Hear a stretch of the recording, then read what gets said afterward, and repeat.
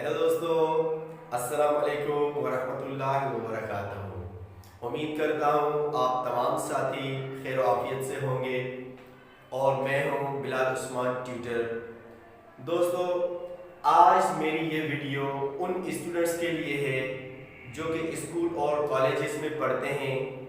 English सीखने और बोलने का उनको शौक होता है, मगर वो दूसरों के सामने इंग्लिश बोल नहीं पाते। उनको शर्म महसूस होती है, उनको घबराहट महसूस होती है।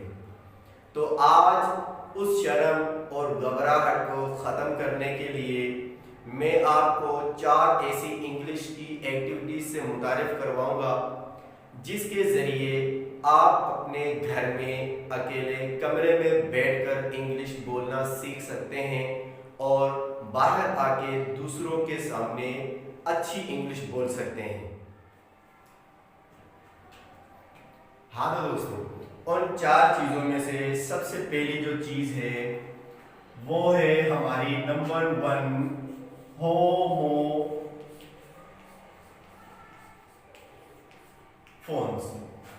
होमोफोन्स अल्फाज इस तरह है, होमो सेम, फोन्स आवाज, सेम आवाज। इसकी शार्ट डेफिनेशन इस तरह की होगी कि इंग्लिश के ऐसे अल्फाज जिनकी आवाज तो एक जैसी हो मगर उनकी स्पेलिंग डिफरेंट हो, इस स्पेलिंग का फर्क हो। इस तरह के कई अल्फाज आपको इंग्लिश में मिलेंगे और इससे फायदा ये होगा कि हम जब एक्टिविटी कर रहे होंगे तो हम बोरियत महसूस नहीं करेंगे, क्योंकि ये एक इंटरेस्टिंग एक्टिविटी है इंग्लिश की, जिससे हमारी वोकैबुलरी बढ़ेगी, हमारे पास जो है अल्फाज का जो जखीरा आएगा, उससे हम बात करने में आसानी महसूस करेंगे। तो आइए इसके मैं आपको एग्जांपल्स देता हूं। मिसाल के तौर पे हम लिखते हैं TWO, टू मतलब दो। अब इसका हम होमोफोन ढूंढेंगे तो इसका होमोफोन हमें मिलेगा TOO, टू। अब इन दोनों को हम पढ़ते किस तरह है, टू टू। इनकी आवाज तो एक जैसी है मगर इनकी स्पेलिंग अलग है, इनकी जो मीनिंग है वो भी अलग है। इस तरह से एक और अल्फाज मैं आपके सामने लिख रहा हूं, जैसे हम लिखते हैं SUN, सन। अब इसकी जो होमोफोन है वो SON, सन, सन, सन। स्पेलिंग में फर्क है, मीनिंग में फर्क है, मतलब आवाज जो होगी उसके जो साउंड होगा वो सेम निकलता है, सन, सन। तो इस तरह से देखिए एक और अल्फाज मैं आपके लिए लिख रहा हूं, SOME, सम, SUM, सम। अब देखें इस तरह के अल्फाज इंग्लिश में बहुत सारे हैं। अगर आप ढूंढेंगे गूगल के जरिए या किसी डिक्शनरी के जरिए या इनकी अलग से किताबें भी मिलती हैं, तो इन तरह अगर आप एक अल्फाज आपके जहन में आ गया, उसका दूसरा होमोफोन ढूंढिए, मजा भी आएगा, इंटरेस्टिंग भी लगेगा। टू आपको याद भी होगा, इनके छोटे छोटे जुमले बना लें, इनको इस तरह से याद करेंगे तो आप बोरियत महसूस नहीं करेंगे। इस तरह के कई अल्फाज आपको मिले। एक और मैं आपके लिए मिसाल लिख देता हूं। मिसाल के तौर पे आई, तो इसका हम लिखेंगे EYEI, ये इसका होमोफोन है।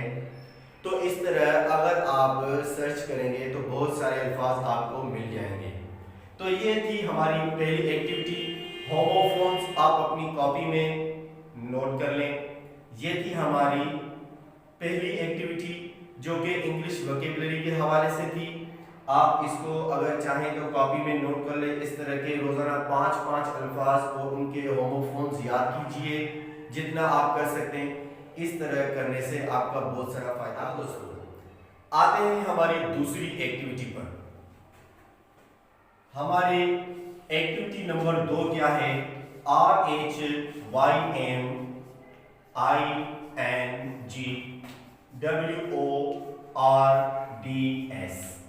Rhyming words.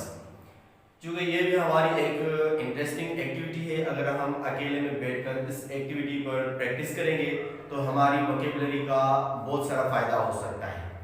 तो इसको शार्टली में डिफाइन कर दूं, राइमिंग वर्ड्स इंग्लिश के ऐसे अल्फाज होते हैं जिनका आखिरी आवाज, जिनका एंडिंग साउंड सेम हो, जिनका एंडिंग साउंड एक जैसा हो। होमोफोन्स में क्या था, जिनका मुकम्मल साउंड एक जैसा हो मगर अल्फाज अलग अलग हो। इसमें होगा कि ऐसे अल्फाज जिनकी एंडिंग एक जैसी हो। एंडिंग से मुराद मैं यहाँ पे लिख लेता हूँ एक अल्फाज, मिसाल के तौर पर KIND, काइंड। ये अल्फाज लिखा हुआ है काइंड। अब इसकी जो आवाज है IND, काइंड। तो इस तरह से देखें, हम लिखेंगे FIND, फाइंड, काइंड, फाइंड। आप महसूस करेंगे कि इनकी जो आखिरी आवाज है वो एक जैसी है, काइंड, फाइंड। मिसाल के तौर पे मैं एक और अल्फाज आपके सामने लिख लेता हूं, SAT, क्या लिखा हुआ है, सेट। अब हम इसकी जो राइमिंग वर्ड होगा वो क्या होगा, RAT, rate. Kind, find, set, rate. अब इस तरह के ये अल्फाज जो भी हैं, ये भी आपको इंग्लिश में बहुत सारे अल्फाज मिलेंगे। तो ये कहलाएंगे राइमिंग वर्ड्स। मिसाल के तौर पे एक और अल्फाज में आपकी आसानी के लिए लिख देता हूँ, PEN, पेन। अब देखें MEN, मैन। अब इसका ये मतलब नहीं है कि राइमिंग वर्ड्स में दो ही हो सकते हैं। आप चाहें तो इसके और भी वर्ड्स मिल सकते हैं। मिसाल के तौर पे जैसे पेन है, मैन है, और यहाँ पे हम लिखेंगे टेन, पेन, मैन, टेन, और भी इसके हो सकते हैं। इस तरह के ये एग्जांपल्स हैं राइमिंग वर्ड्स के। तो अगर आप इस पे भी एक्टिविटी करेंगे तो वोकैबुलरी में बहुत फायदा होगा। हाँ दोस्तों, ये दो एक्टिविटीज हमारी हो गई जो कि वोकैबुलरी बढ़ाने के मुतालिक थी। अब आते हैं हमारी एक्टिविटी नंबर 3। एक्टिविटी नंबर 3 हमारी क्या है, एक्टिविटी नंबर 3 है हमारी PICTURE, picture, TALK, picture talk. क्या लिखा हुआ है, पिक्चर टॉक। पिक्चर टॉक मतलब पिक्चर से बात करना, तस्वीर से बात करना। मिसाल के तौर पे आप घर में कोई भी तस्वीर ले लें, रोजाना एक अलग अलग तस्वीर ले लें, अपने सामने तस्वीर लगा। मिसाल के तौर पे मैं आपको ये एक तस्वीर है जो मैं आपको सामने लगाकर समझाता हूं। फर्ज करें ये हमारे सामने तस्वीर आ गई। अब इस तरह की कई सारी तस्वीरें आप अपने सामने लगा के आप खुद उस तस्वीर से बात करें। Hello, how are you doing, what is this, this is oh, door, no no, this is not door, this is girl. इस तरह के कई छोटे छोटे जुमले, उसमें this eyes are so beautiful, this is door, no no, this is girl,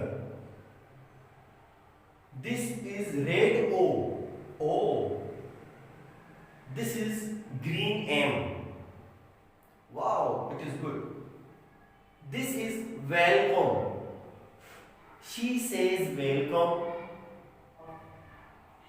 इस तरह के अगर इसमें हम देखेंगे तो कई बातें हैं जो एक एक चीज को हम वहीं पे डिफाइन करेंगे। तो इस तरह हम तस्वीर से कई घंटों तक भी बात कर सकते हैं। ये भी एक बहुत इंटरेस्टिंग एक्टिविटी है। आप अगर घर में अकेले बैठकर भी इस तरह की एक्टिविटी करेंगे तो आपका बहुत सारा फायदा होगा।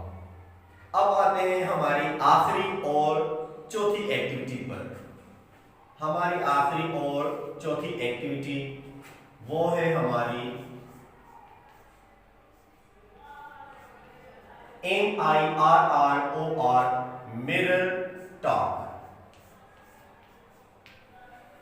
बिल्कुल उसके जैसी है, मगर ये उससे थोड़ी हटकर है, अलग है। Mirror talk.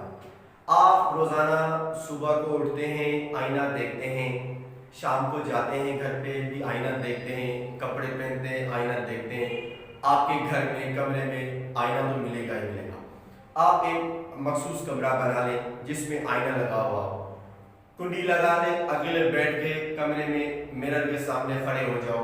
इस तरह बस आप आपस से बात करो, खुद से बात करो। देखो मिरर में यूं समझो कि आपके सामने कोई बंदा खड़ा है। Hello Bilal, how are you? I am fine. वही आपको जवाब देगा। Are you man? No, I am a picture.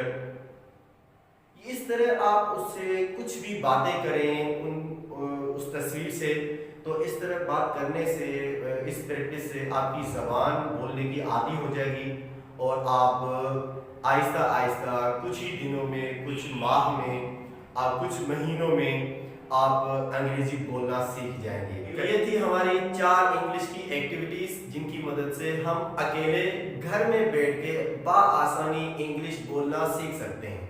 उम्मीद करता हूँ आपको ये मेरी वीडियो पसंद आई होगी। तो मेरे YouTube channel Bilal Usman tutor को सब्सक्राइब ज़रूर कीजिएगा, लाइक कीजिएगा, शेयर कीजिएगा और आखिर में कमेंट्स भी कीजिएगा ताकि मेरी हौसला अफजाई हो और आइंदा मैं आपके लिए इससे भी बेहतर अच्छी चीज़ें लेकर आ जाऊँ। अस्सलाम वालेकुम रहमतुल्लाह। अपनी दुआओं में याद कीजिएगा।